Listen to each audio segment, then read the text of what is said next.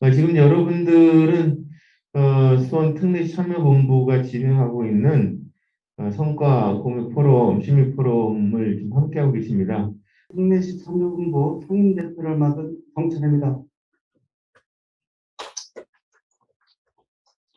오늘 성과 포럼 시민 포럼에 참여해주신 줌으로 참여해주신 우리 각 단체 시민자치위원회 통장협의 각 단체원님들에게 감사의 말씀 드립니다.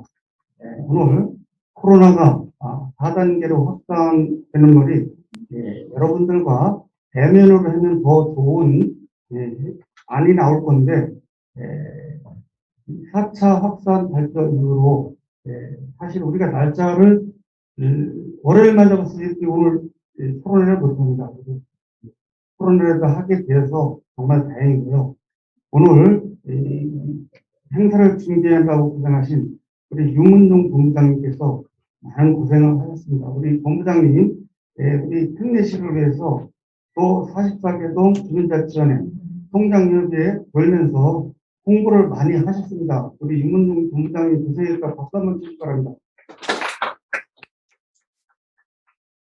우리 특례시가 아직 확실히 발표된 건 없고 특례시로만 지금 해놨고 우리 중앙정부에서 뒷받침할 제도가 하나도 없습니다. 없기 때문에 오늘 열띤 토론을 하셔가지고 우리가 중앙정부 또 경기도에 좋은 안을 올려서 우리 수원 특례시가 정말 잘 만들어졌고 오늘 토론을 해주시고 우리 시민 여러분들께서는 좋은 안이 있으시면 문자라든지 이렇게 올려주셔가지고 저희가 특례시 특권을 꼭 찾을 수 있도록 이렇게 해주시면 감사하겠습니다.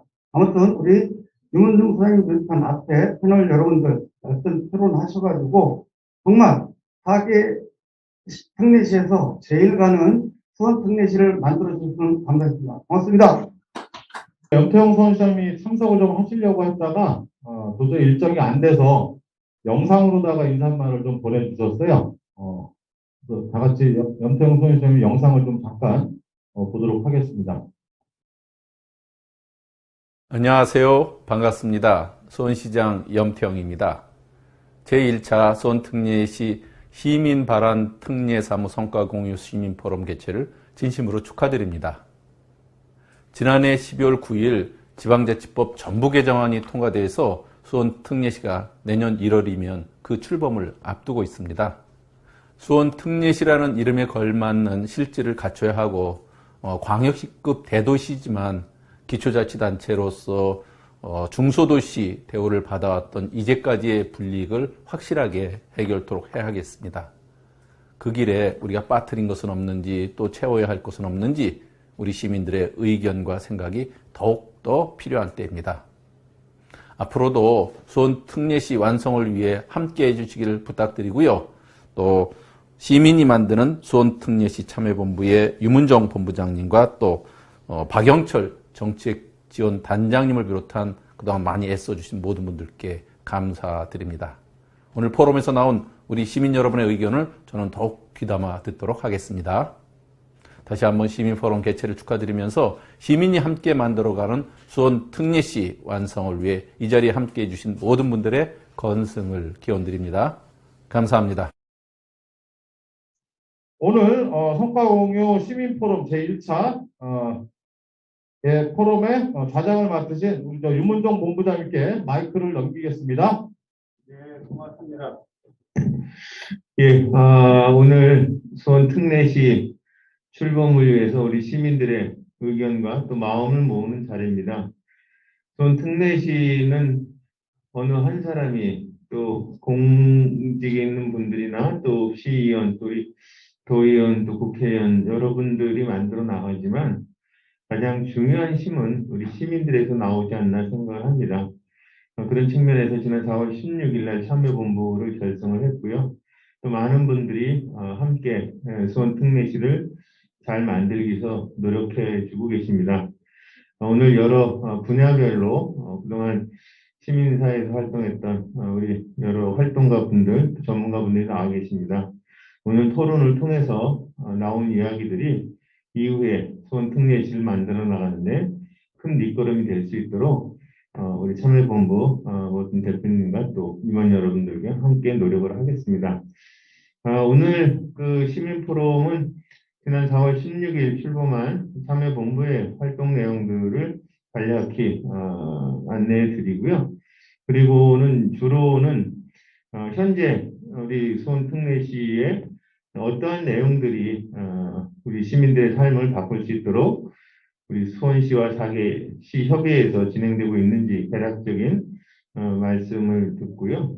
그리고는 또 우리 각 영역별로 우리 특례시를 만들어 나가는데 우리 시민들의 어떤 의견들이 반영이 되어야 될지에 대한 의견을 듣는 걸로 하겠습니다. 제가 좀 오른쪽부터 오신 분들 소개해 주시면요. 여러분들은 손을 흔들어서 환영해 주시면 고맙겠습니다.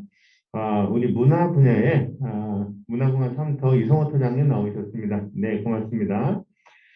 그리고 여성 정책 분야에 이지희 여성 단체 네트워크의 대표님 나오셨습니다. 네, 고맙습니다.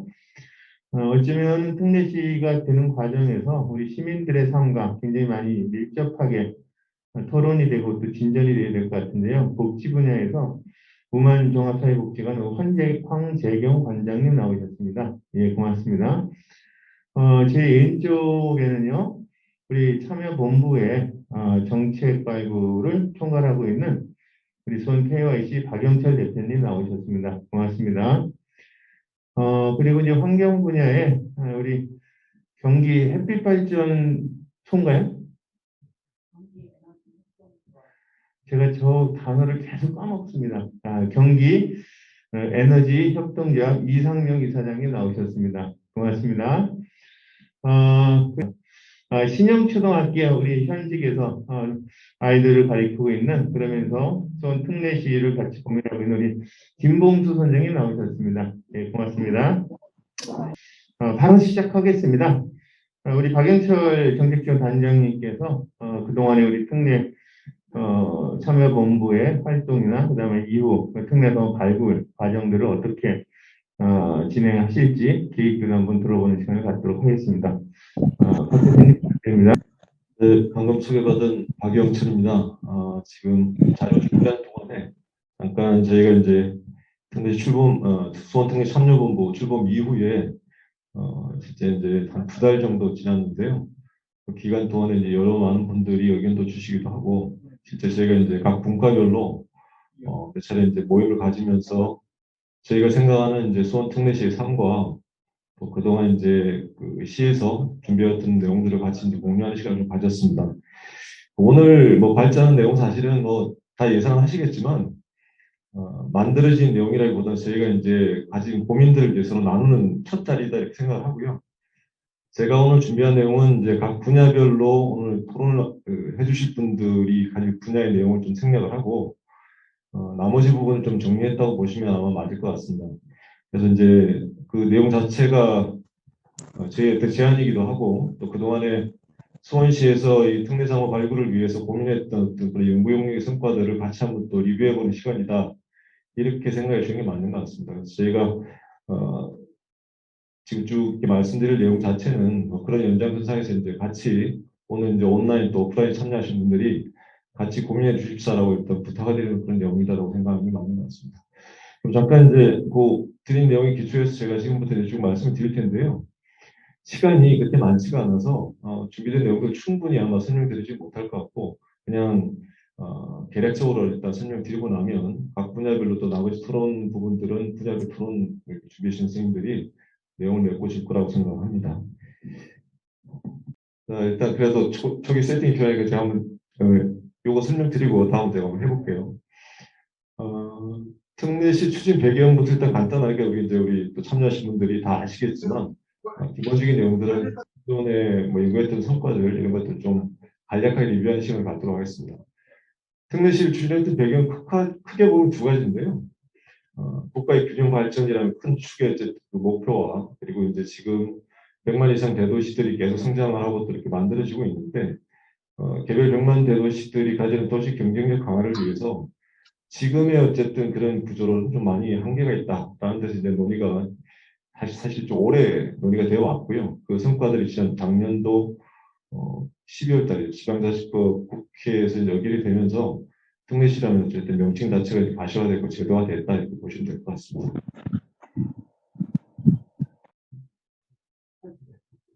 네. 그 작년 12월에 지방자치법 국회의결을 하는 과정에서 이제 사실 우리가 잘 뭐 아는 분들은 다 아실 텐데 그 지방자치 전면 개정안 제 198조에 특례시라는 이제 공식 제도 명칭이 이제 가결을 통해서 등장을 했고요. 여기 보시면 이제 특례시는 이제 인구 100만 이상 대도시 이렇게 이제 규정을 하고 있고 1번에 그리고 두 번째는 이제 100만 이상 대도시가 아니더라도 실질적인 행정 수요나 국가 균형 발전, 지방 소멸 위기 등을 고려해서 지정할 수 있다라고 되어 있습니다. 여하튼 뭐 지금 우리가 쟁점이 되는 건 현재 특례 대상시로 분류한 4개 도시가 지금 이제 고민을 하고 있고 그 4개 도시가 이제 집중적으로 이 부분에 대해서 준비를 하고 있다고 보시면 되겠습니다. 지금 그동안에 이제 100만 대도시와 관련해서는 사실 뭐 아무런 특례가 없었느냐 그렇진 않은데 50만 이상도 지방자치법상에 이제 특례가 일부 있고요. 100만 이상 대도시도 역시 일부 특례가 있습니다. 그래서 법령상 이제 여러 개 법령에 걸쳐서 이렇게 특례들이 이제 있는데 실제 우리 수원시도 이제 이 100만 이상 특례 또는 50만 이상 특례에 의해서 근데 부시장 뭐 등을 줄 수 있는 조항이나 등등은 이미 저희가 이제 도입해서 하고 있으나 이런 것들이 이제 특례시라는 어떤 100만 이상 도시의 뭐 어떤 특례 내지는 어떤 그 도시 규모 특성에 좀 많이 부족하다는 게 실질적인 이제 어쨌든 이유이고요. 이런 걸 이제 기초해서 지금까지 이제 논의를 해왔다고 보시면 되겠습니다.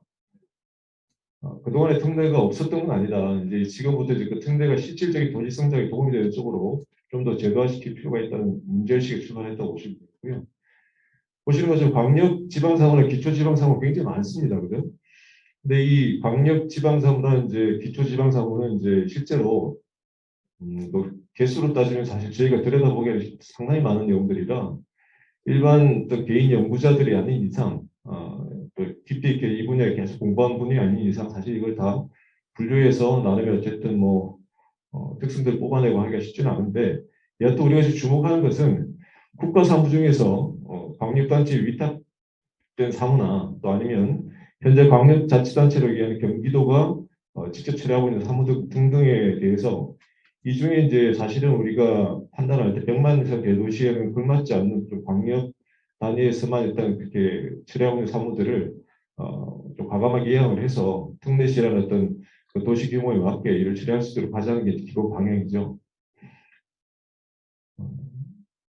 이건 이제 지방자치법 그 시행령인데요. 일단 뭐 문제제기 차원에서 일단 한번 제가 준비를 해봤는데 우리나라 지방자치법이 이제 작년에 이제 국회에서 이제 전면 개정을 통과됐습니다. 근데 그 중에 보면 시행령에 의해서 이제 이렇게 자치구에서 처리하지 아니하고 특별시, 광역시 처리하는 사무라고 분류된 게 시행령 결표 2에 이렇게 있습니다. 근데 이 내용을 잠깐 보시면 일단 제가 제목만 좀 리뷰를 해드리면 지방자치단체 인사와 교육 등에 관한 사무, 그런 지방재정에 관한 사무 이건 아주 일반적인 거겠죠. 청소 업무에 관한 사무, 지방 토목 주택 건설 등에 관한 사무 등등인데 첫 번째보다는 제가 뒤쪽에다 이제 주목하는데 6번에 보시면 도시 계획에 관한 사무, 도로 개설과 유지 관리에 관한 사무, 상수도 사업에 관한 사무, 공공하수도에 관한 사무, 그리고 공원 등 관광 휴양시설의 설치 관리에 관한 사무, 지방 배도 사업에 관한 사무, 대중교통 행정에 관한 사무, 지역경제 육성에 관한 사무 이게 이제 현재 시행령이 지금 결표 2로 예시로 일단 들고 있는 사무의 내용입니다. 구체적인 내용은 사실 크게 지금 논의할 사항은 아닌 것 같고요. 제가 이제 드리고자 하는 얘기는 맨 위에 자치구에서 처리하지 아니하고 이제 특별시, 광역시에서 처리하는 사무로 지방자치 시행령이 별도로 이렇게 지원을 하고 있는데 이 내용을 보시면 아시겠지만 이게 거의 지금 사실은 우리가 특례시에서 앞으로 실제로 우리가 받아서 이렇게 이양받아서 진행해야 될 사무의 대다수의 내용들이 여기에 사실은 묶여 있다. 그러면 시행령 개정의 방향은 여기 특별시와 광역시 그 다음에 특례시라는 말 하나만 들어가면 이 전체 사무를 우리가 가져올 수 있는 법적 근거를 만들 수 있지 않겠냐는 그런 생각을 해봤습니다. 이 전체 사무 자체는 실제로 100만 대도시에서는 다 다룰 수밖에 없는 영역이잖아요. 그래서 이번에 이제 그 전체 법 제도 개선 과정에서 여러 가지 고민할 게 아니라 일단 시행령부터 일단 고칠 때는 여기에 광역시 다음에 특례시를 하나 넣어서 전체 내용들이 다 특례시를 다룰 수 있는 영역으로 좀 포괄을 시켜줬으면 좋겠다. 나는 일단 먼저 첫 번째 제안 겸 의견을 드립니다. 그리고 이제 지난 그 4월이죠. 4월에 자치동권회의에서 일단 논의했던 내용 중에 우리 박진우 박사님이 발표한 내용을 잠깐 이제 언급을 해드리면 특례시 개념이 좀 이제 사실 100만에서 대도시다 이런 개념에서 이렇게 머무르서는 안 된다. 오히려 그걸 좀 확장시킬 필요가 있다는 차원에서 이제 특례시 개념 제정에 이렇게 이제 의견을 주셨어요. 국토의 균형과 발전을 기반으로 한 도시 경쟁력 확보와 주민의 복리 제고를 목적으로 도시 특성에 부합하도록 기능과 사무의 권한과 책임을 부여하는 것이라고 이렇게 특례시 개념을 다시 재정립을 해주셨는데 매우 이제 긍정적이고 매우 또 이렇게 공감하는 부분이 그런 정의라고 봅니다. 밑에 나와 있는 내용들은 이제 사실 이제 우리 그 박준호 박사님이 쭉 특례시가 왜 필요하냐에 대해서 쭉 얘기를 하셨는데 뭐 다 공감하는 내용이고요. 특히 저는 이제 앞으로 이제 이 선거 시전을 염두에 둔다면 지방자치도 기초하고 이제 광역 간에 사실 굉장히 바뀌기가 쉽지 않잖아요. 다른 점이 있는 것이고 그랬을 때 그래서 이런 광역 정부와 특례시 지방 정부와의 어쨌든 불화 때문에 불필요한 어떤 그런 사회적 비용이 많이 발생하지 않을까 이런 우려가 상당히 많습니다. 그래서 우리가 이제 앞으로 선진국으로 이미 이제 유엔에 의해서도 지정받은 마당에 선진국으로 좀 더 발전시켜 나가려면 특례시 단위 같은 이런 100만 대도시들이 많은 어떤 그런 도시의 좋은 제도나 어떤 정책의 사례들을 발굴하고 제도화시키는 어떤 그런 경험들이 필요하고 그게 또 국가적으로 확산되는 어떤 그런 프로세스를 가져가는 것이 국가가 이런 영역에서는 이제 좀 더 우리가 열려 있을 필요가 있다. 특례시의 좀 권한을 이양하는 것도 크게 보면 거시적으로 이제 국가 전체의 발전을 위해서 정말 필요한 아웃브레이크 방향이다 생각합니다. 그래서 이제 뭐 제가 이건 뭐 그냥 넘어가는 얘기로 한번 말씀을 드리면 현재 여러 가지 고민들이 많은데 우리가 이제 수원에 살고 있지 않습니까? 수원에 살고 있는데 수원에 살고 있는 사람들이 가장 많이 고민하는 부분들이 이제 자랑스럽게 생각하는 게 수원 화성인데 수원 화성이 사실 가장 이렇게 특징적인 우리의 자랑거리 중에 하나인 이유는 그게 세계문화유산이라는 어떤 그런 자긍심도 있지만 그 과정에 그걸 인정받는 과정에서 등장했던 여러 가지 기록들, 수원 화성의 어떤 승려 의계라든지 이런 어떤 기록들이 그 기록들 속에 담겨져 있는 내용들이 굉장히 민간 협력에 좋은 사례를 담고 있다는 측면에서 우리가 사실 또 어떻게 보면 자랑스러워한다고 보고요. 그래서 지금 현재 특례시 출범을 둘러싼 쟁점의 가장 큰 문제는 저는 이거라고 봅니다. 신뢰가 좀 부족하지 않냐 서로 간에. 이게 민간의 신뢰일 수도 있고 우리 민간 시민사회 내에서 신뢰일 수 있는데 여하튼 이런 가장 큰 문제는 상호 간의 신뢰가 지금 현재 많이 부족하지 않냐. 그러다 보니까 정보 공개가 많이 좀 취약하고 정보가 이렇게 많이 치우쳐 있으면 협치를 하기가 상당히 힘듭니다. 사실은. 정보의 비대칭성을 협치의 가장 큰 걸림돌로 많이 지적들 용자들이 하지 않습니까? 정보 공유에서 출발해야지만 시민이 참여하고 그렇게 했을 때만 시민이 만드는 수원 특례시가 실제로 가능하기 때문에 이런 부분에서 좀 더 고민을 해야 되겠다 제안을 드리고요. 지금 이제 보여드릴 내용은 사실은 수원시에서 지금 15개 이제 그 주요 특례 사무를 있다가 아마 말씀 주실 텐데 제가 시험을 칠 때 기출 문제를 보는 이유는 출제의 경향을 파악하는 거잖아요. 지금 수원시가 이제 15개 주요 특례 사무로 분류한 걸 보면 수원시의 지금 이제 TF팀들이 특례시를 준비하는 분들이 어떤 부분에 좀 중점을 두고 고민하느냐에 대해서 일단 우리가 조금 더 어떻게 보면 경향성을 읽을 수 있지 않냐 이렇게 생각합니다. 보시면 이제 첫 번째, 두 번째, 세 번째는 제가 보기에는 이제 좀 이렇게 재정 권한을 좀 많이 이렇게 예산을 확보하는 쪽에서 많이 고민을 하고 계신 것 같다 이렇게 판단이 들었고요. 3번 같은 경우 비영리 민간단체는 이제 당연히 시민사회가 경기도에 지금 등록돼서 하고 있는 모든 어떤 업무들을 특례시를 가져오는 건 필요하다고 판단합니다. 그리고 현재 지금 수원시가 경기도를 거쳐서 중앙정부의 공무사업을 실천하는 것 역시도 대단히 불합리한 것이기 때문에 이거 역시도 개선될 필요가 있고 현재 계속 언론 보도를 통해서 많이 이제 언급이 됐습니다만 토지 수용의 설치도 마찬가지로 굉장히 중요한 앞으로 이제 도시 계획에 있어서 굉장히 중요한 어떤 그런 사무가 될 거라고 판단합니다. 그리고 여섯 번째, 사회적 기업 지정 권한도 역시 마찬가지인데, 사회적 기업을 지정하는데 사실은 이제 수원시가 할 일이 별로 없어요. 자료 수집해서 갖다 주는 것밖에 없기 때문에 이런 것들이 이제 사실은 과감하게 권한이 이양이 되어야 된다는 것이고, 그렇게 해야 이제 수원형 사회적 경제가 활성화된다. 뭐 굉장히 동의하는 내용입니다. 그리고 동물 등록 수수료, 유기동물 분양 관리 등등, 이거는 이제 우리 동물복지와 관련해서 관심 있는 많은 단체들이 이제 반길 만한 내용이고요. 생태계 보존 부담금도 재정 부분이고, 폐기물 처분 부담금도 재정 확대 부분입니다. 그다음 자동차 공회전, 자동차 공회전 지역 관리도 미세먼지 관련해서 민감한 사항이니까 좀 넘어가도록 할게요. 나머지는 이제 대충 보시면 언론에 많이 언급됐던 내용이라 넘어가도록 하고요. 이것도 좀 넘어가겠습니다. 자, 이제부터는 이제 저희가 좀 준비한 내용인데 시간이 별로 없어서 조금 그냥 간략하게 설명드릴게요. 네. 제일 첫 번째는 이제 가장 중요한 게 경기도 경유성 사무들이 좀 많이 좀 이렇게 우리 특례시 일관이 됐으면 좋겠다는 게 다 다행일 겁니다. 그 부분에 대해서 사실 추가 언급할 필요도 없이 아까 계속 이제 말씀드렸습니다만은 우리나라 지금 지방 정부들이 이제 지난 한 11년 동안 사회 혁신 정책으로 많이 언급되어 왔던 마을 기업, 사회적 경제 기업 등등에서 사회적 가치를 추구하는 어떤 그런 중소기업들한테 줬던 많은 혜택들, 이런 것들이 사실 이제 광역단에서 많이 이걸 관리를 해왔는데 매우 비효율적입니다. 이런 거에 대한 이제 심사나 추천 권한들을 가져올 필요가 있다. 굉장히 동의할 내용이고요. 이 부분은 이제 좀 제가 이렇게 좀 테마를 분류한 이유는 뭐냐면, 수원시에서 TF팀들이 이제 과연 이제 이게 특례사업 발굴을 하시면서 여러 가지 고민이 많으시겠지만, 앞으로 뭘 하고자 하는 거에 대한 큰 어떻게 카테고리를 좀 잡고, 거기에서 필요한 거는 반드시 좀 가져와야 되겠다. 이런 좀 어떤 신념이 좀 있으면 좋겠다는 판단에서 이제 카테고리를 좀 뽑았는데, 제일 중요한 건 어쨌든 경기도 경기청 사무총에서 불합리한 건 다 가져오자.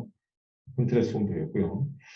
제가 지금부터 말씀드리면 제가 이제 나머지 토론자들이 발표하지 않을 내용도 좀 준비해봤는데, 주민자치 강화를 위한 이제 특례사무 쪽은 보면 지금 지난번 연구 용역 보고서에 보면 특례시 조직 자율권 부여라는 부분이 있는데 굉장히 중요한 부분이라고 생각합니다. 이거 반드시 어쨌든 특례시가 분화, 동원 뭐 폐지하거나 분화하는 어떤 이런 거에서 경기도와 광역 단위 경유 절차를 생략하고 자율적으로 아니면 자체적으로 진행할 수 있는 어떤 권한을 가져와야 된다. 그래야지만이 부천시도 사실 쉽지 않은 어떤 선택을 해서 지금 어떻게 보면 성과를 가지고 있는데, 특례시가 되면 다들 기대를 하는데 이 행정 구조가 주민들한테 더 훨씬 더 가까이 다가올 거라고 생각하는데 이게 어떻게 될까? 예컨대 이런 걸 고민해 볼 수 있는 거죠. 행정부를 그냥 과감하게 폐지하고 특례시에서 광역동 체계로 전환할 수 있다. 또 아니면 지금 주민자치회가 지금 일부 8개 시범 사업을 하고 있는데 이 역시도 주민자치 자체를 전면적으로 우리가 시범적으로 확대할 수도 있는 것이고, 자체의 판단에 의해서. 또는 이제 개방형 동장 공모제, 이건 사실 많은 분들이 생뚱맞다 생각하시면 시범 사업을 했던 지역들이 많이 있거든요. 근데 실제로 잘 들여다보시면 개방형 동장 공모제가 중요한 게 아니라 사실 직선제로 하자는 게 요즘에 어쨌든 시민사회 요구입니다. 그 이유는 우리나라가 사실 이런 엄면 동장을 직선을 뽑았던 건 역사적 경험이 있는 나라예요. 그래서 60년대 그 분석 프로젝트 이전에는 이런 엄면동 동장도 직선을 뽑았다는 거 꼭 기억을 해주시기 바라고요. 그 다음에 공공질서와 안전관련 사무인데, 여기서 뭐 사실 소방 쪽에 어쨌든 쭉 이렇게 얘기되고 있는 소방 쪽 관련된 특례 사무들을 좀 적극적으로 우리가 좀 가져올 필요가 있겠다는 생각이 들고, 특히 이제 보건환경 연구를 분립할 수 있다면 그 부분에 대해서 좀 충분히 검토를 해서 예산 확보해서 진행했으면 좋겠다. 이게 시립 의료원도 우리가 뭐 경기도 수원 의료원이 아니라 명시상관 수원 특례시의 의료원으로 만들었으면 좋겠다. 또 하나 이제 사실 퀘스천 마크 자치경찰청입니다. 자치경찰청 관련해서 고민이 별로 없어요. 근데 실제로 그 특례시가 되면 자치경찰의 어쨌든 그 실질적인 어떻게 보면 좋은 사례가는 특례시에 나오지 않을까 하는 기대를 하거든요. 그래서 자치경찰제 관련된 사무들도 적극적으로 검토를 해줬으면 좋겠다. 그리고 또 관심 분야가 이제 도시재생 관련한 부분입니다. 지금 사실은 지금 이제 어떻게 보면 수면 위에 올라와 있는 게 도시 기본계획 승인 권한을 특례시가 가져올 수 있느냐 없느냐 이런 거, 또 아니면 도시재생 활성화 계획을 특례시가 이걸 가져와서 직접적으로 확정하고 승인할 수 있느냐, 뭐 이런 부분에 대한 사실 많은 사람들이 사실은 여기에 관심을 가지고 있는데 여기에 대해서는 어떤 현재 드러난 모습은 안 보이는 것 같아요. 그래서 이런 영역들, 도시 계획과 또 도시의 미래를 설계하는 것과 관련된 권한들을 특례시가 과감히 갖고 와야지만이 실제로 이런 수원형 어떤 도시 재정 사업 이런 것들이 성립될 수 있을 것이다. 이런 기대를 해봅니다. 그리고 생태교통도 마찬가지인데요. 수원이 사실 어떻게 생태교통 관련해서 어쨌든 의지를 갖고 있는 것을 알고 있는데, 그럼 수원형 생태교통 체계를 구축하려면 어떤 특례 사무가 와야 되느냐 이런 어떤 그런 서로 간의 어떤 협의 이런 것들이 거의 별로 없는 것 같아요. 현재 특례 사무로 발굴되어 있는 여러 가지 사무의 내용에 보면 뭐 이런저런 내용들이 언급이 되고 있습니다만 제일 중요한 것은 이 생태교통을 하겠다는 의지보다는 그 관련된 유사 사무들을 실질적인 힘을 가지고 이렇게 가져오는 거고요. 제 왼편에 뭐 사실 65만 도시 미국의 포틀랜드시가 틸리쿰이라는 저 사람만 일반 자동차가 지나지 않는 그런 독특한 어떤 대중교통 체계를 만든 것도 그만큼의 어떤 권한을 가지고 있었다는 거에서 출발하는 거거든요. 이런 것들은 사실은 이제 이런 특례 사무를 발굴할 때 정말 고민해야 될 영역이라고 봅니다. 마지막으로 이제 시민민주주의 활성화 관련인데 저희 이제 시민사회에서 많이 이제 고민하고 있는 영역이기도 하고요. 공익활동지원센터 얘기는 많이 있습니다만 수원형의 공익활동지원센터는 바라건대 예산권, 인사권이 시민사회에 있는 그런 지원센터여야 된다. 그래야지만이 지속 가능하고 그래야 실질적인 도움이 될 것이다. 그리고 사회적 경제센터, 마을 노래상센터, 도시재생지원센터, 주거복지센터 등등은 시민사회 주요한 혁신정책 분야예요. 근데 이게 지금 다 지속가능 재단에 다 묶여 있는데 요즘 시민사회가 이런 표현을 합니다. 포획된 저항.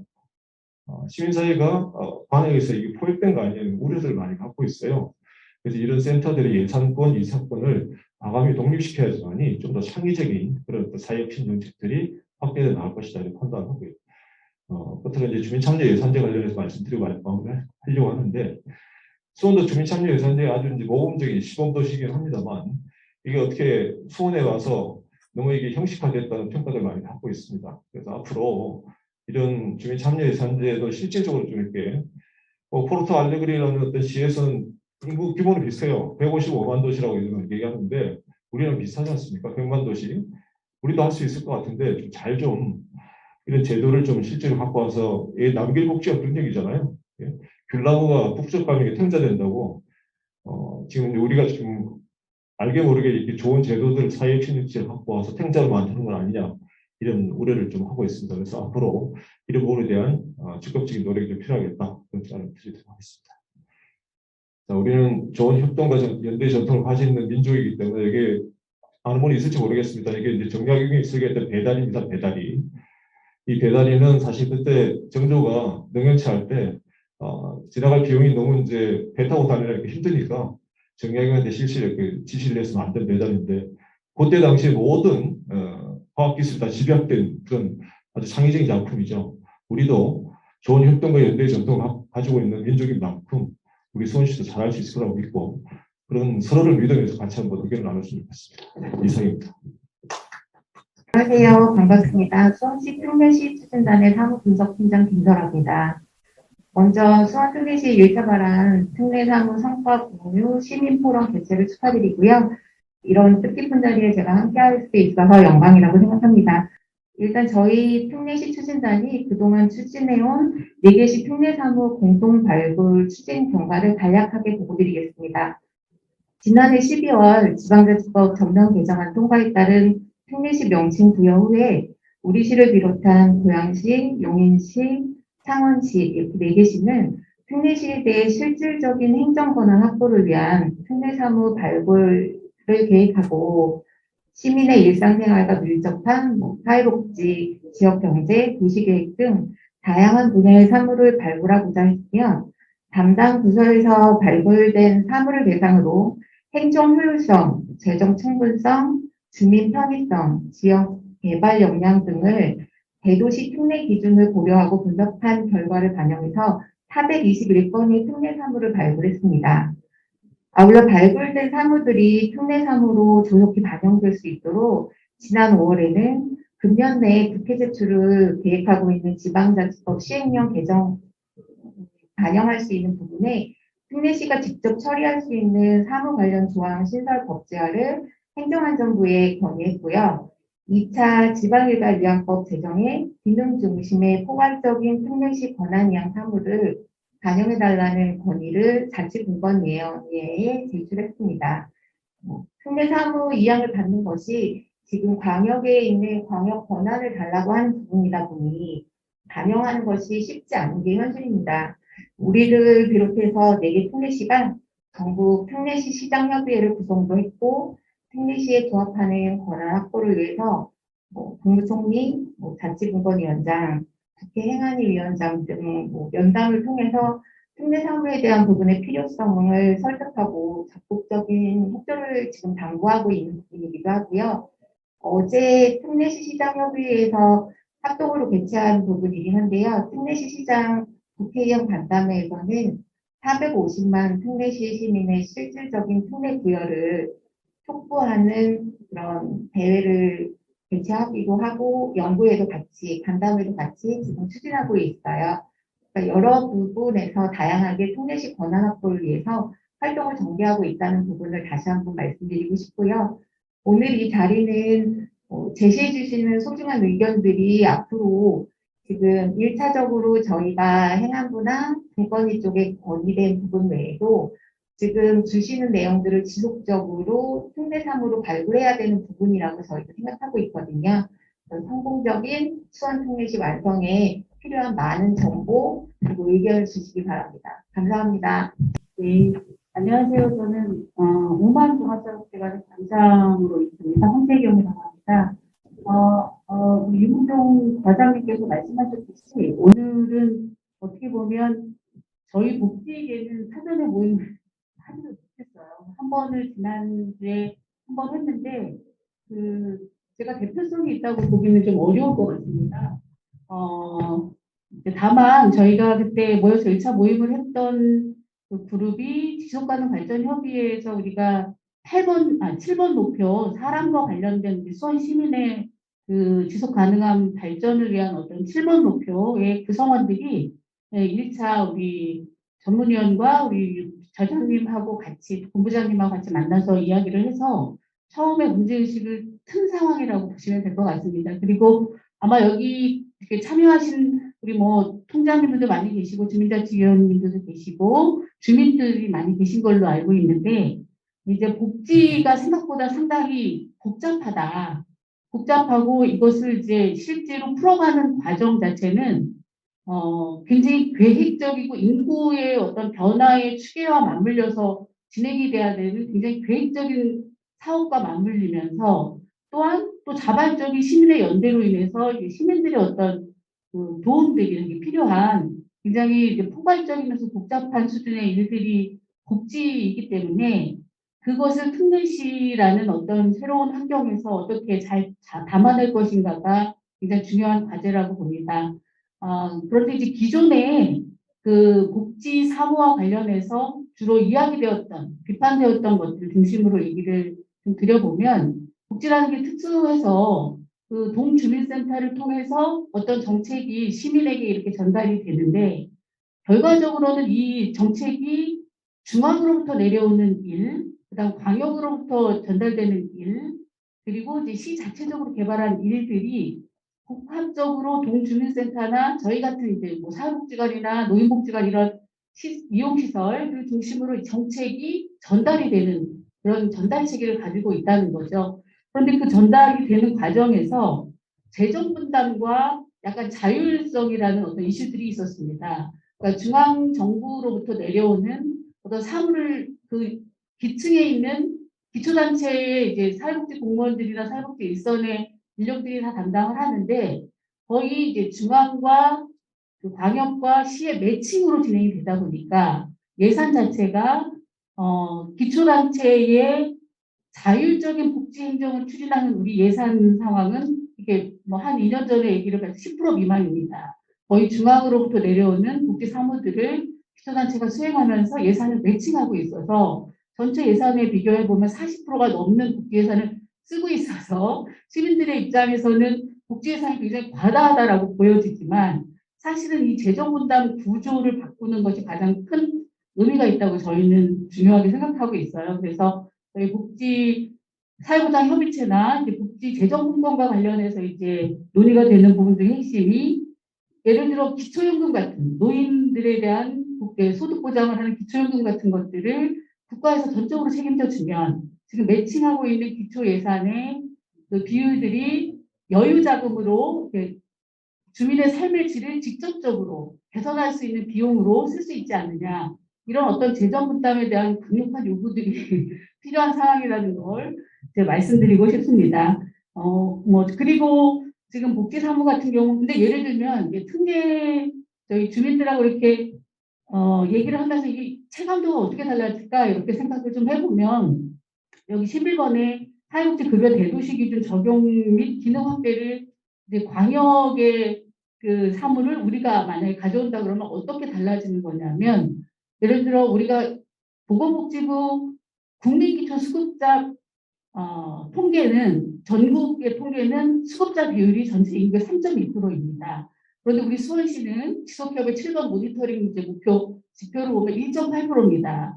그러면은 가난한 사람이 없어서 되게 부자인 동네라고 볼 수 있을까? 그건 아니라는 거죠. 이런 자격 기준에 묶여서 사실은 독자적으로 우리가 대도시 기준이면 도시 생활을 지금 우리가 하고 있는 거잖아요, 시민들이. 그래서 6,800만 원이라는 어떤 주거 기준, 급여 기준보다는 훨씬 비싼 그 주거 비용을 지불하고 있기 때문에 이런 규정에 묻힌다거나, 그 다음에 부양의무자 조항 같은 것들이 묶여 있어서 중앙의 이런 정책들이 실제로 기초단체에서는 추가로 주민들의 삶을 더 보장하기 위해서 확대하고 싶어도 못하는 그런 상황들이 발생이 되는데, 이런 사무들의 자율권들이 조금 가져오면 기준 자체를 조금 보편적으로 확대할 수 있으니까 어려운 분들이 혜택을 좀 더 받을 수 있는 제도를 만들 수 있다. 뭐 이런 것들이 이제 우리가 기대할 만한 정책적인 거라고 볼 수 있습니다. 그래서 오늘 이렇게 이제 말씀드리는 과정에서는 뭐 전체적으로 저희가 이제 같이 국직에 토론이 된 상황이 아니기 때문에 앞으로 지속적으로 오늘 시작을 해서 좀 지속적으로 해나가면서 특례시에 걸맞는 우리 주민들의 이제 행복 키워드, 주민의 행복 키워드, 복지 키워드들이 많이 나와 있는데 함께 만들어갈 수 있도록 노력하겠습니다. 이상입니다. 예, 반갑습니다. 풍물표 3터 이성우입니다. 특례시, 아무도 모르는 거죠. 아무도 가보지 않았던 길. 이제 새로 시작을 해야 되는 뭐 그런 상황이 좀 있습니다. 그래서 특별히 문과 쪽도 많이 모이지는 않아서 현재 그냥 진행되고 있는 상황들, 그리고 마침 문화예술은 올해 2월부터 자체적으로 좀 모임을 하고 있는 게 있었어요. 그래서 그 모임을 하고 있었던 그 사례를 소개하면서 향후 이 모임이 계속적 특례시에 관련돼서 계속 고민해야 되지 않냐, 뭐 이런 얘기를 좀 하는 거로 하도록 하겠습니다. 문화예술이 살아 숨쉬는 특례시라고 되어 있고요. 이게 다음 페이지 넘어가려면 어떻게 해야 되나요? 이거 안 되는데. 예. 했는데. 좀 비켜주시죠. 네. 등치 큰 분이 가려가지고 안 보였습니다. 예, 그래서 아무도 가보지 않은 특례시, 그리고 진행되고자 하는 특례시 도입 문제점, 그냥 간단하게 한두 개만 써봤고요.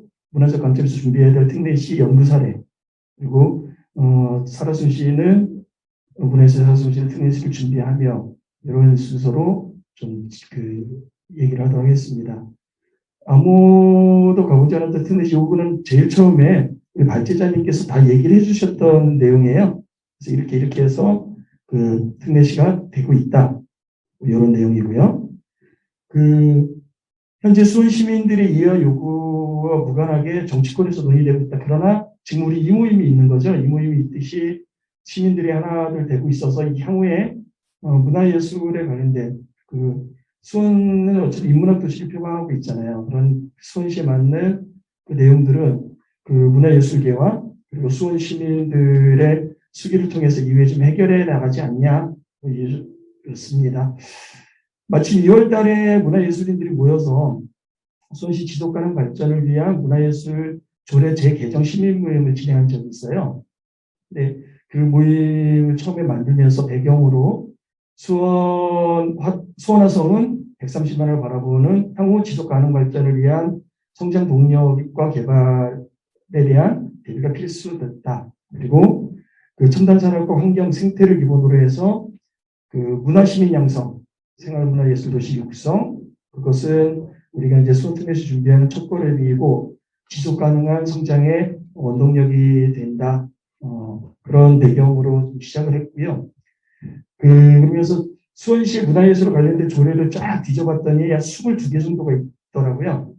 조례마다 서로 다르고 시공간적으로 현실에 부합하지 않는 조항도 있었고, 이런 계속 문화예술계에서 꾸준히 문제 제기되어 왔던 여론이 있었거든요.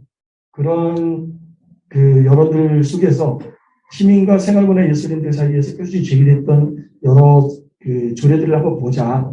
그래서 재개정하는 것이 좋지 않겠냐라고 하면서 우리 수원 지속가능협의 구본국교위원회랑 수원민예총, 수원예총, 그리고 민예총과 예총에 소속되지 않은 예술가들까지를 포함을 해서 모임을 결성위원회 하게 됩니다. 시민 모임의 목적은 문화예술인들이 직접 현장에서 뛰는 사람들이잖아요. 현장에서 경험을 했던 현장 예술가들이 수원 문화예술에 관련된 조례들을 재검토하고 조례 재개정을 수원시의회에 제안을 하고, 그 다음에 이것이 수원시에서 활동하고 있는 예술인들과 생활예술인들한테 도움을 주는 이런 목적으로 좀 조례 재개정을 준비를 했었고요. 중요한 거는 그 밑에죠. 예술 분야에서 현장 예술 활동들이 미리 특례시에 맞는 문화예술 조례가 무엇인가, 아니면 특례시에 걸맞게 현재 우리 조례를 어떻게 하면 바꿔나갈 것인가, 이런 것을 논의를 하자, 이렇게 목적을 좀 가졌었습니다. 그래서 2월 2일 날 첫 모임을 가져서 이러저러한 자료를 찾자. 그리고 민예총에서 수원 지속가능 발전협의회와 개별적으로 활동 예술가들 한 20여 명 정도로 해가지고 시민 모임을 결성을 해서 3월 달부터 모임을 갖게 됩니다. 그래서 22개를 다 뒤져봤는데 22개를 다 바꾸기엔 좀 그렇고, 그중에 우리들한테 피부에 가장 와닿고 좀 이것을 조례 개정을 하면 좀 유리하겠다라고 하니까 일단 5개 중심으로 가자. 그래서 문화도시 조례랑 문화예술 지역 및 육성에 관한 조례, 생활문화진흥에 관한 조례, 인문학도시 조례, 수원시 문화재단 설립 및 운영 조례를 중심으로 공부를 하게 돼요. 그리고 그 이후에 우리들한테 꼭 필요한 예술인 복지 증진 및 창작에 관련된 조례, 제정도 한번 연구를 해보자. 이렇게 했고요. 수원시의 문화예술 관련해 보니까 22개 조례 밑에 한 10개 정도 위원회가 있더라고요. 10개 정도 위원회가 있는데 10개 정도 위원회 중에 모임을 아예 안 여는 것들도 있었고, 위원회도 있었고, 1년에 한 번 정도 여는 게 대체적이고요. 그래서 그럼 조례상 위원회가 왜 필요하냐. 그래서 이러한 위원회 활동에 대한 것도 현황도 파악해서 이후에 활동하게 만드는 것도 좋겠다라는 게 있었고요. 수원시 문화상 조례 시행 규칙 같은 경우에는 아주 옛날에 만들어진 거예요. 너무 시대적으로 오래된 거라 그 부분도 조금 이렇게 개정하는 작업도 함께 병행하면 좋겠다.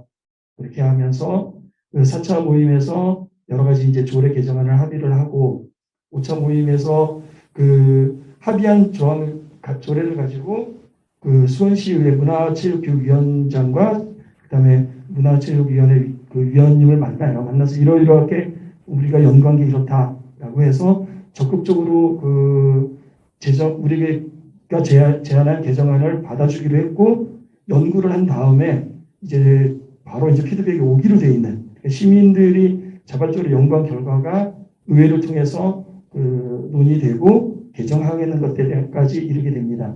그리고 개정에 관련된 모든 자료를 가지고 토론회를 좀 열기로 좀 합의를 하게 돼요. 그래서 5차 모임으로 넘어가서는 이제는 개정은 끝났고 제정으로 가자. 그래서 전문 예술법인 단체 지정 육성에 관한 조례, 이게 중요한 건데요.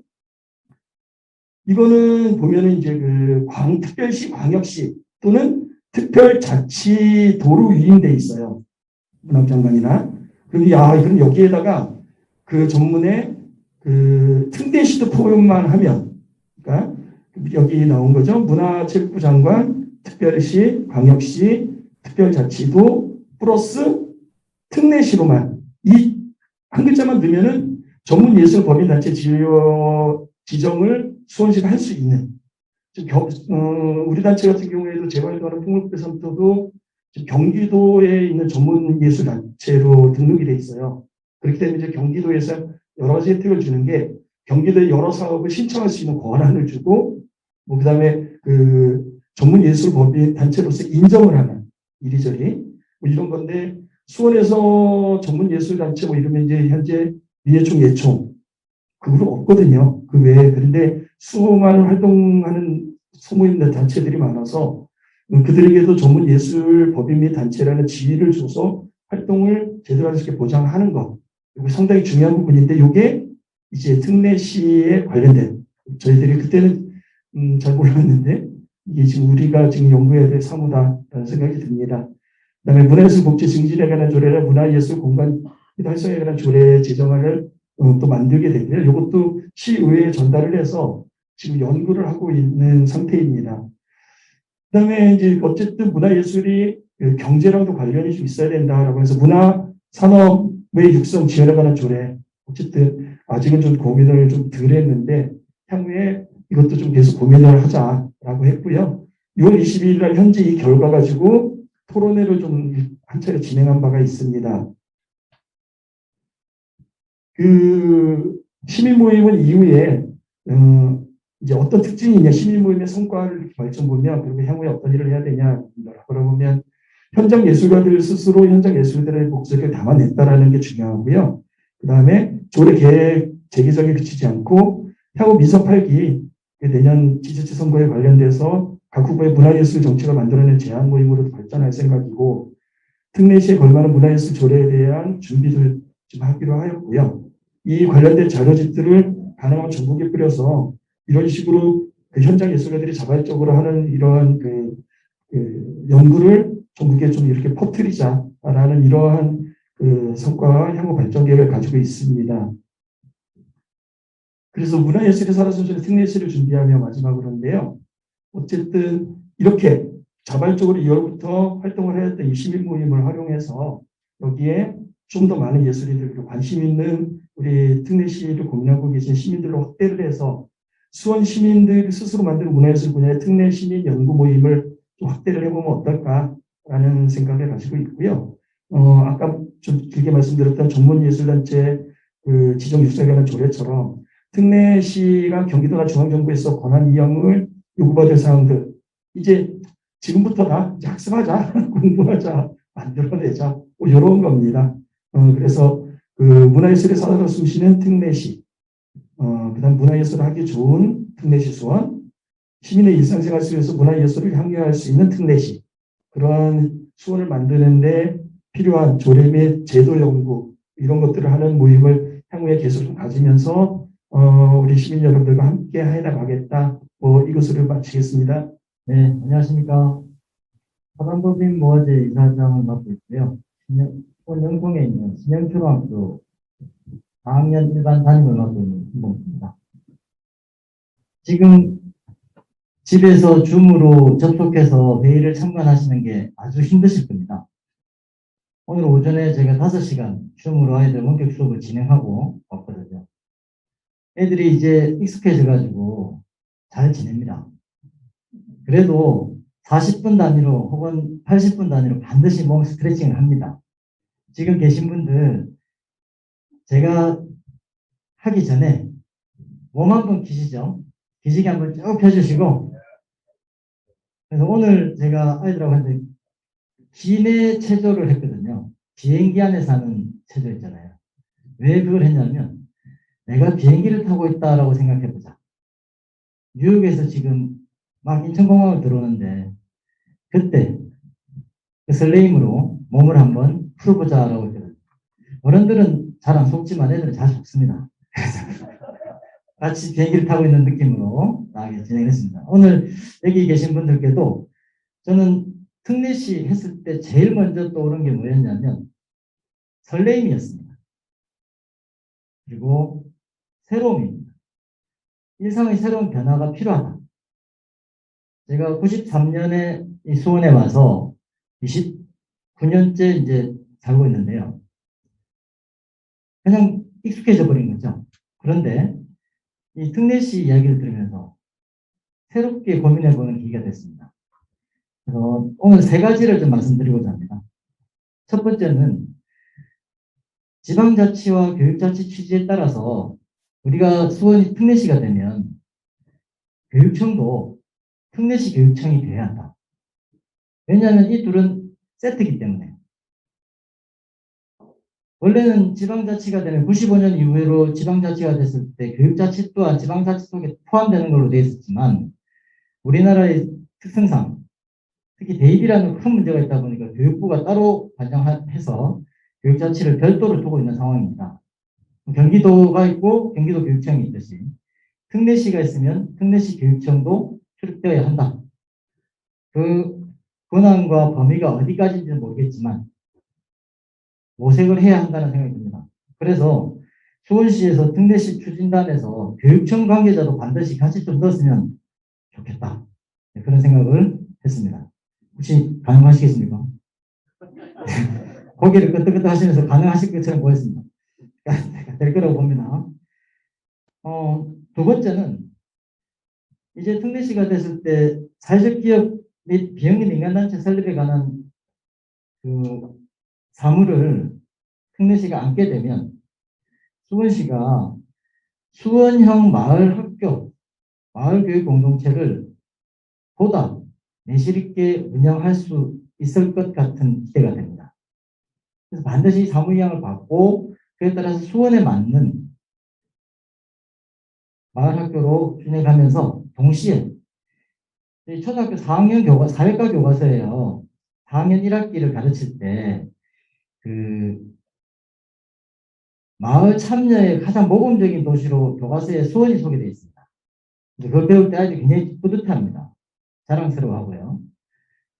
네, 주민참여예산 제도의 경우도 수원시 사례로 이렇게 보통 보여주거든요. 굉장히 자랑스러운 도시 수원인데 이 수원이 혁신교육지구 사업이나 마을교육 공동체에 관련해서는 아주 열악한 상태입니다. 이 두 개가 같이 가지 못하니까 앞으로 수원 혁신교육지구와 수원시 지속가능 도시재단 업무 협업이 긴밀하게 이루어져야 된다고 봅니다. 동시에 혁신교육지구는 조례도 없습니다. 위상이 아주 낮습니다. 그 부분을 재조정해야 한다라는 생각이 들고요. 세 번째, 이것은 우리가 특례시가 됐을 때 갖는 설레임, 새로움, 낯선 길을 가지고 할 때 재정비를 해야 된다고 생각합니다. 현재 전국 기초자치단체 중에서 수원시가 교육 예산이 가장 많은 도시입니다. 그런데 수원 시민들은 그것을 피부로 느끼지 못합니다. 왜냐하면 각 부서별로 행정 단위에 부서별로 다 이렇게 고립 분산되어 있습니다. 그리고 정책을 수원시 자체 교육 정책을 수립하지 못하고 있습니다. 특례시가 됐을 때 연구원 설립이 가능한 부분에서 현재 수원시가 조례로 운영하고 있는 시정연구원이 종합연구원으로 좀 더 확대 개편되면서 교육 분야도 정책 연구가 가능해져야 됩니다. 경기도 교육연구원처럼 수원 특례시 교육연구원이 만들어져야 우리 수원 시민의 생애 주기별 교육 정책이 나와야 됩니다. 요람에서 무덤까지 태어나서 죽을 때까지 우리 수원 시민은 수원시의 보살핌 속에서 배려 속에서 교육받을 권리를 충분히 획득할 수 있게 해야 된다고 생각합니다. 그러려면 현재 주어져 있는 지방정부 교육정책과 행정체계의 재구조화가 필요합니다. 실태 분석을 통해서 반드시 여기서 같이 가야 되고요. 이제 생애 주기별 교육으로 가게 되면 예를 들어 학령기, 청소년 기의 경우에는 공교육으로 주어지는 교육청에서의 사업과 생애 주기별 교육 차원에서의 수원시의 지원 사업으로 분할돼야 되겠죠. 교육청은 학생 수, 학교 급, 규모에 따라 예산이 일괄 편제됩니다. 광교에 있는 신설학교나 세류동에 있는 50년 된 남수원 초등학교나 예산이 인원에 따라 나오게 똑같이 나옵니다. 그런데 어떤 학교는, 새 학교는 공사비 들어갈 일이 없습니다. 근데 오래된 학교는 손만 대면 1,000만 원, 화장실 하나 손대면 1,000만 원, 돈이 어마어마하게 들어가거든요. 다른 물건들은 감가상각비를 적용하고 있는데 이 건축에 대해서는 감가상각비를 적용하지 않죠. 그래서 이 감가상각비가 적용돼서 예산이 편성돼야 됨에도 그게 지금 안 되고 있고요. 그리고 더 중요한 것은 교육에 우리가 교육복지라는 측면에서 볼 때 이 학생들이 거주하고 있는 지역 여건, 가정 형편, 생활 수준에 따라 출발점이 너무나 다릅니다. 그 출발점을 동일시하고 교육청에서는 공교육 정책을 펴고 있는데 우리 수원 특례시가 되면 그에 따라 학생들의 출발점을 함께 할 수 있는, 예전에 위스타트 운동과 같이 학생들이 동등한 입장에서 교육 기회를 받을 수 있도록, 어떤 사람은 그거 차별 아니냐라고 하는데 차별이 아니라 그 사람에게 꼭 필요한 것을 채워주기 위한 정책 제도가 변화돼야 된다고 생각합니다. 이렇게 세 가지로 일단은 저희가 이제 생각을 해봤고요. 향후 지속적으로 연구하고 고민하면서 정말 우리 수원 특례시가 지금 막연한 설레임과 기대가 아니라 구체적인 행복감으로 오기를 바라면서 이상 마치겠습니다.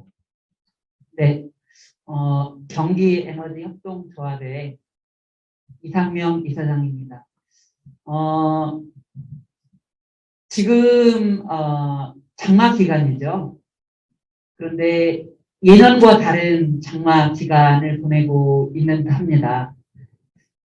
최근에 기후가 많이 변화되고 또 다음 주부터는 이제 폭염과 열대야를 경험한다고 하는데, 사실은 저희가 어렸을 때 경험했던 그런 기후와 다른 정말 잠 못 이루는 밤, 그리고 한번 폭염이 되면 계속해서 이 폭염에 정말 시민들의 안전과 생존이 위협을 받는 그런 곳에 살고 있습니다.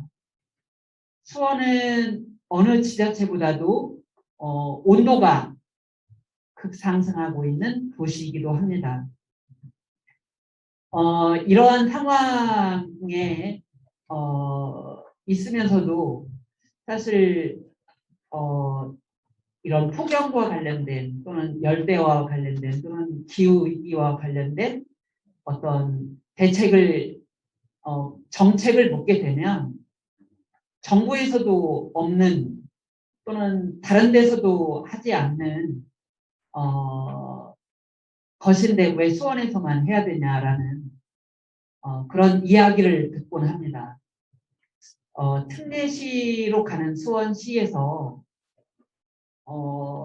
예전과 똑같은 어떤 대답에 특례시라고 한다면 특례시가 시민들에게 희망을 줄 수 있는 그런 것이 되지 못할 것 같습니다. 사실 특례시라고 하는 것은 결코 목적은 아니니까요. 그래서 이렇게 급박하게 돌아가고 있는 이 기후위기에 대응하는 수원시가 특례시로서 여러 가지 일들을 펼쳐야 하는데, 사실 그동안 정부나 또는 특히 광역의 어떤 제도라든지 이런 거에 묶여서 어떻게 보면 게으름을 피우거나 또는 내 책임으로 갖지 않고 있었던 것들도 많이 있었던, 미루어 왔던 것도 많은 것 같습니다. 그래서 이 기회를 통해서 미루는 것이 아니라 오히려 빠르게 대응할 수 있는 그런 체계를 가졌으면 좋겠다라고 생각됩니다. 특히 요즘에는 플라스틱이라든지 여러 가지와 관련해서 정부의 어떤 정책 또는 경기도의 정책을 넘어서서 수원시 나름대로 빠르게 정책을 펼칠 수 있어야 된다고 생각하거든요. 그래서 저는 지역에서 어쨌든 할 수 있는 업무를 지방에 양여하는 것에 찬성을 합니다. 소하천 운영 계획을 세운다든지 하는 여러 가지 계획들이 광역에서 뭐 꼭 이거를 물론 전체적으로 어떻게 되는지 통계적으로 그 관여를 할 필요는 있겠지만 꼭 그거를 도에서 관여할 필요는 있나 이런 생각도 사실 갖는 그런 여러 가지 사업들이 있었음을 저도 느껴봅니다. 한 가지는 수원 역시 곳곳에서 지금 개발이 진행이 되고 있습니다. 시민들에게 물어봐도 환경 보전에 대한 생각보다는 어떻게 하면 개발을 해서 더 많은 이익을 수원 시민들이 나눠 가질 건가라고 하는 생각들을 갖고 있는데 이 특례시로 오면서 그 업무들이 지방에 양여되면서 환경 보전에 대한 부분들이 이런 개발 압력에 밀려서 더 많이 훼손되지 않을까 하는 시민사회의 어떤 우려가 있습니다.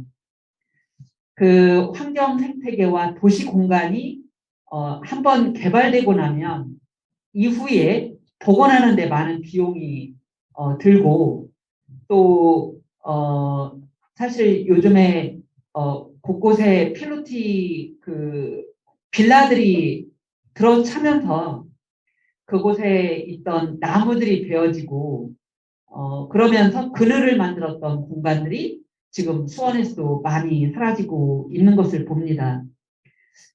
사무에 보면은 30만 제곱미터 이하의 개발 제한 구역을 해제할 수 있는 어떤 권한을 특례시에 부여한다든지 이런 이야기들이 있습니다.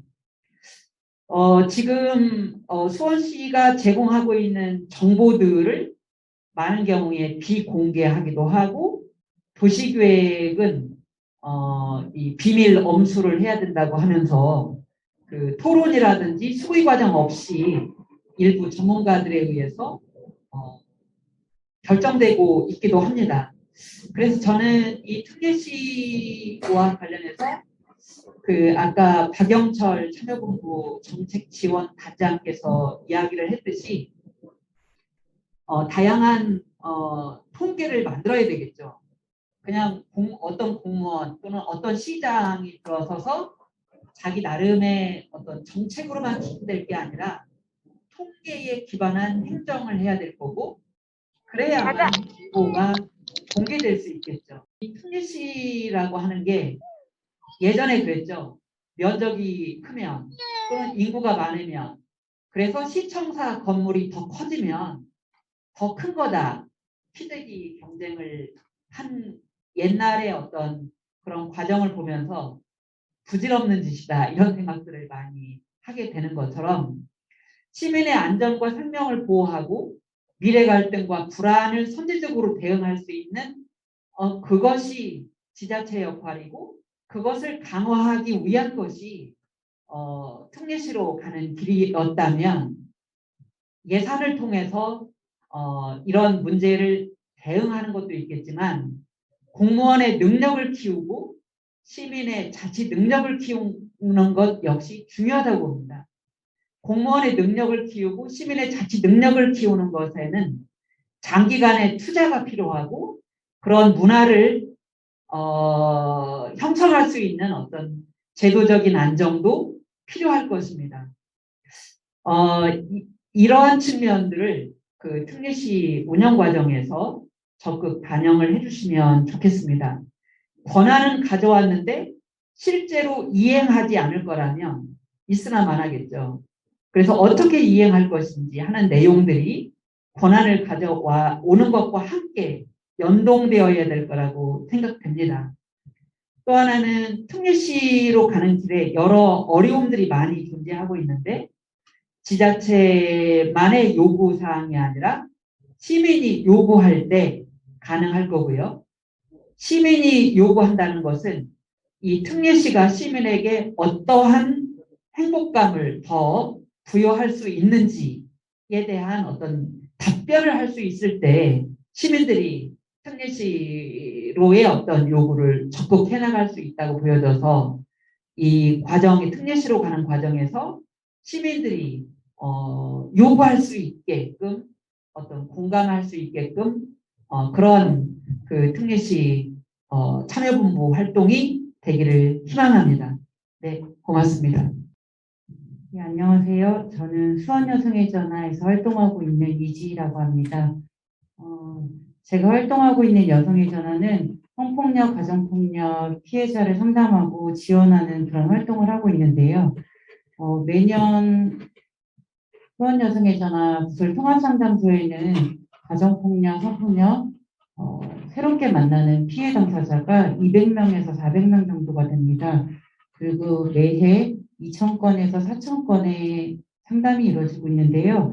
저는 오늘 이 자리에 오면서 수원 특례시가 됐을 때 여성폭력 피해자는 어떻게 달라질까? 어디에 상담을 하고 어디에 지원을 받을 수 있을까? 또 여성 노동자들은 특례시가 되면 어떠한 삶의 모습이 바뀔까? 그런 것들을 좀 상상하면서 왔는데요. 사실 제목이 조금은 우울한 것 같아서 죄송합니다. 제가 좀 전반적인 내용을 봤을 때 그 수원 특례시 안에 여성과 관련된 분야 사무는 좀 발견하기가 어려웠습니다. 그 발견되기 어려웠던 모습은 거기에서 이제 절망한다라기보다는 어찌 보면 저희 안에 수원 특례시에 대한 상상도 사실 시작과 출발점에 있다라고 생각하고요. 여성 분야도 역시 같이 출발선상에 있다라고 생각하고 있습니다. 이 포럼을 준비하면서 제가 그럼에도 수원시청 홈페이지라든지 50만 명 이상 특례사무, 포털 사이트, 법령, 다양한 곳에 좀 검색도 하고 찾아봤는데요. 여전히 여성과 관련된 분야는 정보를 수집하기가 좀 어려웠습니다. 아마 특례시에 대한 이해가 제가 부족하기 때문에 찾는데 한계가 있었을 수도 있고요. 하지만 제가 이렇게 찾고자 하는 노력을 했음에도 여성과 관련된 분야가 나오기 힘들다라면 아마 특례시에 관심을 갖는 여러 시민들 역시 관련된 정보를 찾기 어렵지 않았을까라는 생각을 해봤고, 그래서 자료가 있는데 찾기 어려웠다면 그 수원 특례시 품격에 맞게 여성 관련 분야가 정보가 노출될 수 있도록 그런 모습으로 좀 갖춰주면 좋겠다. 또 만약에 아직 내용을 가져가기에 출발이고 없다면 이제 찾아가는 작업을 같이 하면 좋겠다라는 생각을 했습니다. 네, 저는 오늘 그 수원여성단체 네트워크를 대표로 참여하기도 했는데요. 수원 YWCA, 수원여성노동자회, 수원여성의 전화, 수원여성인권도등, 수원여성회, 수원일하는 여성회, 수원청소년 성인권센터로 구성된 수원여성단체 네트워크는 수원 지역에 있는 성평등한 도시뿐만 아니라 여성이 살기 좋은 안전한 사회를 위해서 다양한 활동을 하고 있습니다. 이런 자리에 오기까지 저희 전문성을 갖고 있는 기관들의 특례시에 있어서 여성의 삶이 어떻게 변화됐으면 좋을지, 또 제도적인 마련이라든지 정책에 관한 질문들을 저희들에게 좀 같이 나누는 자리가 있었으면 좋겠다라는 생각이고요. 여성들의 목소리들이 추후에도 나올 거라는 기대가 있습니다. 좀 인구 현황을 좀 살펴봤는데요. 수원의 인구는 120만 명을 넘잖아요. 그 중에 여성 전체 인구는 49.7%를 차지하고 있습니다. 또 수원 전체 노인 여성 구성을 보면 56.8%인데 그 중에 수원시 독거노인의 비율을 보면 여성 독거노인의 비율이 68.7%로 상당히 높은 것을 알 수 있습니다. 장애인 현황인데요. 남성 장애인이 59.2%, 여성 장애인의 비율이 40.8%입니다. 그럼 수원시가 특례시가 됐을 때 장애인과 관련한 어떤 정책과 예산들이 마련해야 되는가라는 고민도 같이 해볼 수 있을 것 같고요. 외국인 현황입니다. 수원시 외국인 주민의 인구수는 2021년 3월 현재 33,866명이라고 하는데요. 이 중에 한 47%가 여성 인구를 차지하고 있습니다. 수원 거주 이주 여성들은 결혼 이주 여성뿐만이 아니라 수원에 거주하고 있는 이주 여성에 대한 정책과 예산이 좀 필요하다라고 보고요. 특례시가 되었을 때 어떻게 그 필요한 재원에 있어서 선주민뿐만이 아니라 이주 여성에게도 적용될 수 있을지 좀 고민이 필요해 보입니다. 성별 고용 현황인데요. 지금 전체 인구 중에서 남성 고용률이 69.3%라면 여성 고용률은 50%가 채 되지 않습니다. 사실 코로나 상황에서 여성 노동자의 노동 현장은 더 위협받고 있고 어려운 상황입니다. 기존의 수원시의 여성 노동 정책을 보면 그 경력 단절 여성들이 사회로 복귀하고 노동할 수 있는 구조를 만드는 데 많이 비중을 차지하고 있는 것 같은데요. 정말 중요한 일이라고 생각합니다. 경력 단절 여성의 고용과 더불어서 경력이 단절되지 않고 고용을 유지하기 위한 정책과 노력도 필요하다라고 보고요. 또 정규직이 아닌 비정규직이라든지 아르바이트라든지 단순 정규직 외에 다양한 분야에서 여성 노동과 관련된 정책도 특례시가 된다라면 마련되어야 되지 않을까라는 생각이 듭니다. 여성이 반을 차지하고 있음에도 불구하고 그럼에도 불구하고 이 특례 사무에 있어서 여성에 대한 아이디어나 내용이 왜 이렇게 없을까라고 하는 고민이 사실 좀 됐는데요. 많은 분들은 이미 수원시 안에 성평등은 이루어졌다라고 말씀하시는 분도 계시고요. 여성이 살기 좋은 도시가 수원이다라는 이야기도 하십니다. 사실 성평등한 도시를 지향하고 있고요. 여성 친화 도시로서 수원이 가고자 하고 있는데 그러면 그것이 도달되었는지 좀 간단하게 보려고 합니다. 지난해 양성평등 실태 및 요구조사라고 500명을 대상으로 수원 시민들을 대상으로 좀 실태조사를 했는데 여성 범죄가 심각하다라고 하는 것에 300명이 가까운 74%가 심각하다, 매우 심각하다라고 얘기했고요. 심각하지 않다는 9명, 2.3% 이야기했습니다. 또 여성권익 보험이 증진을 위해 필요한 우선 사업이 무엇이냐라는 질문을 했는데요. 성폭력 상담소, 가정폭력 상담소, 청소년 상담소 등 권익 보호와 증진을 위한 시스템이 구축되고 마련되고 운영돼야 된다라는 이야기가 한 30%가 넘었고요. 성별 영향 부서 평가라든지 여성 친화 도시 조성에 관한 이야기도 있었습니다. 네. 또 남성과 여성 간의 평등 수준이 어떨까라고 했을 때 여성이 상대적으로 불평등하다라는 의견도 있었습니다. 양성평등 정책 실현을 위한 가족지원 정책의 중요도도 좀 파악해 봤는데요. 20% 이상이 야간에도 마음 놓고 아이와 여성이 다닐 수 있는 안전한 도시가 필요하다라는 의견이 있었었고요. 가족 친화적인 직장 문화 조성이라든지 학교 폭력과 아동학대, 범죄 예방이 필요하다라는 의견도 있었습니다. 이런 이야기들을 볼 때 아직 수원이 여성이 살기 좋은 사회를 만들기 위한 노력들은 계속 필요하다라고 보는데요. 양성평등 기본법을 보면 국가와 지방자치의 책무로서 양성평등이 실현되기 위해 노력을 해야 되고 성주류화 조치, 여성 친화 도시로서의 그 역할을 해야 된다라는 내용들이 있습니다. 이거는 여가부의 양성평등 정책의 기본 계획인데요. 여성과 남성이 함께 만드는 평등하고 지속가능한 민주사회를 실현하자라고 하는 계획 하에서 경기도와 수원시도 같이 계획이 마련되고 있는데요. 이제 경기도와 별개로 수원시가 특례시가 됐을 때 어떻게 양성평등 정책을 가져갈 것인가라고 하는 고민이 남아있다라고 생각하는데요. 경기도는 생활 속의 성평등, 지속가능한 경기도라는 이름하에 성평등한 공동체 구현, 고용격차 해소, 일생활 균형 등의 목표를 가지고 활동하고 있습니다. 수원시에 지금 2021년이 시작됐잖아요. 5년 동안 기본 계획은 이렇습니다. 모두를 위한 성평등 도시 수원인데요. 그에 맞는 문화가 정착되고 평등한 참여와 기회가 보장되고 일과 생활이 균형되기 위한 내용들을 포함하고 있습니다. 특례시는 지금 이미 발제자분께서 많은 부분 이야기를 하셨는데 도시 경쟁력이 확보되고 도시의 특성에 부합한 그 기능과 사무의 권한과 책임을 부여하는 것이라고 했습니다. 그렇다면 수원시에 맞는 특성과 경제력은 무엇일까라고 했을 때 이거는 수원만의 문제는 아니고요. 지방자치법 시행령에 있어서 50만 이상 도시의 사무에 여성에 관한 이야기는 없다라는 부분들에 대한 이야기고요.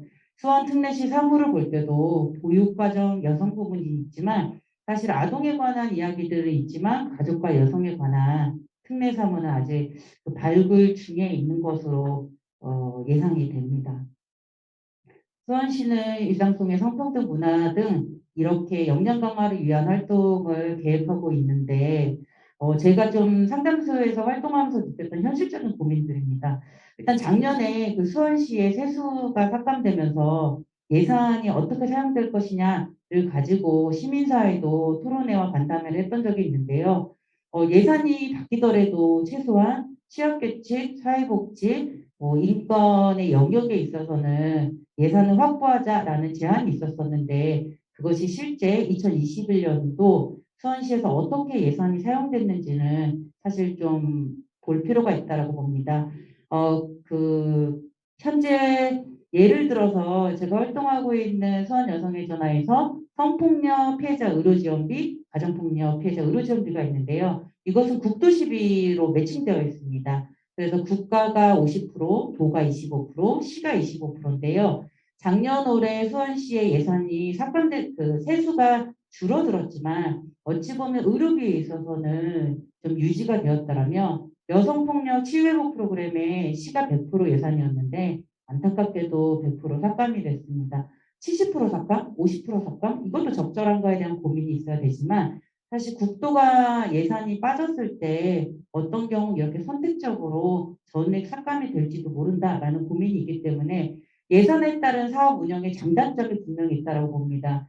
그 도 없이 시가 국가와 같이 할 수 있는 다양한 사업도 있을 거라고 보고요. 시 자체에서 할 수 있는 다양한 사업이 있기 때문에 우리는 이 상황에 있어서 여성 정책의 적식성이라든지 다양성도 확보하고 불균형을 어떻게 해소할 것이냐라는 고민을 하지 않는다라면 사각지대가 분명히 보일 거라고 보이기 때문에 이 장단점을 잘 살려서 특례시의 사무가 좀 편성되기를 좀 바랍니다.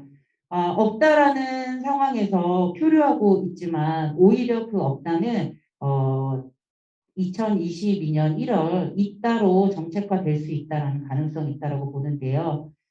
생활 속에 성평등이 실현되고 성평등 없이 민주사회는 실현되지 않는다라고 생각하는데 지속가능한 수원특례시가 만들어지기 위해서 기존의 성평등위원회, 기존에 있는 위원회도 국도 시비 없이, 그러니까 국도 개념 없이 특례시 안에서 어떻게 위원회들을 활성화할까에 대한 고민도 필요하고요. 위원회가 있다 하더라도 1년에 한 번이나 두 번이나 회의하는 거에 그치는 것이 아니라 오히려 실질적인 고민들이 나눠질 수 있도록 행정기관에도 어찌 보면 힘을 실어줘야 되지 않을까라는 생각이 들었고요. 여성정책연구원이라든지 여성폭력 피해자 지원 및 인식개선 사업 등 다양한 사업들이 좀 육성되면 좋겠다라는 생각이 들었습니다. 마지막으로 정리합니다.